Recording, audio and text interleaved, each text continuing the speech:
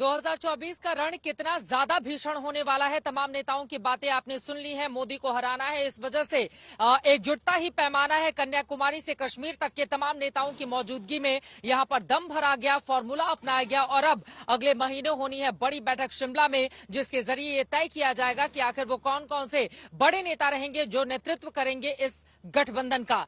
लेकिन श्वेता, आप तो मौजूद है वॉशिंगटन में। प्रधानमंत्री नरेंद्र मोदी ने व्हाइट हाउस से जो संदेश दिया है उसके मतलब और मायने हिंदुस्तान के लोगों के लिए किस तरह के निकाली जाए? श्वेता जी देखिए, यहाँ पर मैं जहाँ खड़ी हूँ मेरे ठीक सामने ये व्हाइट हाउस है और यहाँ पर एक वो हिस्सा है जहाँ पर लोग अपनी तस्वीरें व्हाइट हाउस के साथ खिंचाने के लिए आ सकते हैं। एक छोटा सा हिस्सा है यहाँ पर। जिस तरीके से सब विरोध प्रदर्शन की बात करते हैं तो यही वो हिस्सा है जहाँ पर सब विरोध प्रदर्शन भी आकर, समझ लीजिए यहाँ का जंतर मंतर है, जहाँ पर अलग अलग मुद्दों पर यहाँ की सरकारों को घेरा जाता है, चाहे वो नस्ल भेद हो या किसी भी तरह की जो राजनीति यहाँ पर होती हो उन चीजों को लेकर। तो एक तरफ उसकी नसीहत भारत को रहती है, लेकिन विदेश मंत्री जयशंकर जब पलट कर जवाब देते हैं तो शायद ऐसी ही चीजों का वो जिक्र करते हैं कि हर लोकतंत्र में आवाज उठाने का अधिकार होता है। लेकिन अब विपक्ष वहां पर जिस तरीके से एकजुट आवाज उठा रहा है, जिस तरह की कोशिशें हैं, वो कोशिशें क्या रंग लाएंगी हम आपको चित्रा के जरिए दिखा रहे हैं पटना से। लेकिन क्या उस राजनीति का जवाब प्रधानमंत्री की इस कूटनीति से मिलेगा, ये भी दिलचस्प है।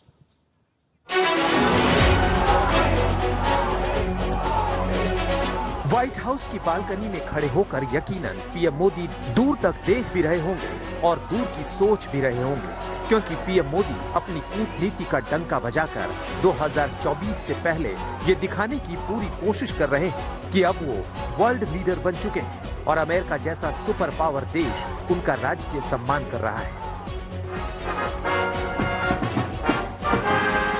व्हाइट हाउस में पीएम मोदी का दिल खोलकर इस्तकबाल हो रहा है। अमेरिकी राष्ट्रपति जो बाइडेन से लेकर अमेरिका की फर्स्ट लेडी जिल बाइडेन के साथ वो कदम से कदम मिलाकर चल रहे हैं। विश्व के पटल पर ये भारत का दम है और पीएम मोदी ये भी कहते हैं कि ये पूर्ण बहुमत की सरकार का दम है। पूर्ण बहुमत को दुनिया सलाम कर रही है। एक प्रकार से ये भारत के 140 करोड़ देशवासियों का सम्मान है, 140 करोड़ देशवासियों का गौरव है। यकीनन बाइडेन की मेहमान नवाजी ने पीएम मोदी का दिल गार्डन गार्डन कर दिया होगा और अब पीएम मोदी इस कूटनीति का कैनवास 2024 के चुनाव में चस्पा भी करेंगे।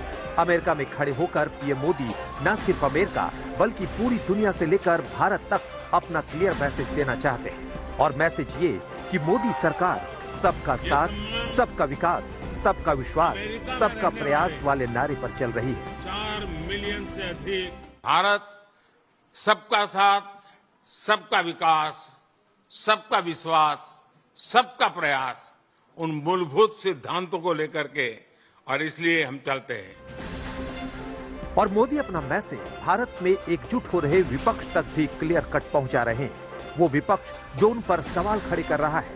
इसीलिए जब व्हाइट हाउस की प्रेस कॉन्फ्रेंस में पीएम मोदी से लोकतंत्र पर सवाल होता है तो इसका दो टूक जवाब देते हैं। लोकतंत्र हमारे रगों में है, लोकतंत्र को हम जीते हैं और हमारे पूर्वजों ने उसको शब्दों में ढाला है संविधान के रूप में, और हमारी सरकार लोकतंत्र के मूलभूत मूल्यों को आधार लेकर के बने हुए संविधान के आधार पर चलती है। हालांकि व्हाइट हाउस में जब दो विश्व नेताओं की मुलाकात चल रही थी, सामने 2024 का चुनाव है और चुनौती क्या क्या है पीएम मोदी ये समझ रहे हैं। ऐसे में पीएम मोदी व्हाइट हाउस में खड़े होकर पाकिस्तान को भी सीधा संदेश देते हैं। आतंकवाद और कट्टरवाद के खिलाफ लड़ाई में भारत और अमेरिका कंधे से कंधा मिलाकर चल रहे हैं।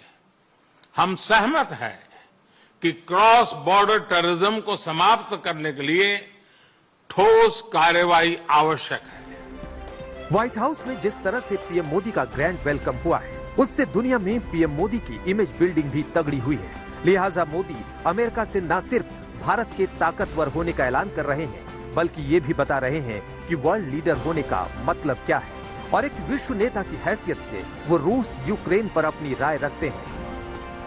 यूक्रेन के घटनाक्रम के शुरुआत से ही भारत ने डायलॉग और डिप्लोमेसी के माध्यम से इस विवाद को सुलझाने पर जोर दिया है।